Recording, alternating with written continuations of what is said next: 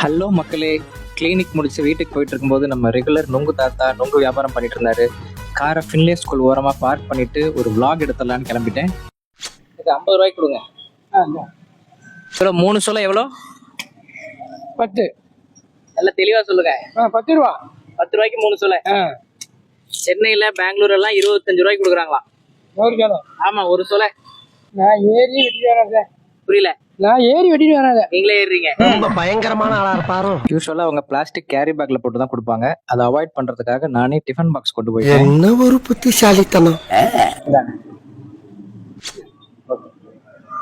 10 ரூபாய்க்கு 3 சொல்ல சொன்னாரு. ஆனா நமக்கு 50 ரூபாய்க்கு நிறைய போட்டு கொடுத்தாரு. ஏன்னா நான் ரெகுலர் கஸ்டமர். பாருங்க, நான் வாங்கும்போது பக்கத்துல யாருமே இல்ல, நான் மட்டும்தான் வாங்கிட்டு இருக்கேன். யாருமே அது வாங்குறதே இல்ல. So my dear YouTubers and food bloggers, நீங்க எவ்வளவோ ஹோட்டல்ஸ்க்கு போய் ஃபுட் ரிவ்யூஸ் பண்றீங்க. அதே மாதிரி இந்த சாலையோரத்துல விற்கிற விவசாயிகள் அவங்களே கஷ்டப்பட்டு மரத்துல ஏறி நொங்கு வெட்டி வியாபாரம் பண்றாங்க. இதையும் என்கரேஜ் பண்ணுங்க. பொதுமக்களிடையே இதை கொண்டு போய் சேர்க்கறது உங்களுடைய கடமை.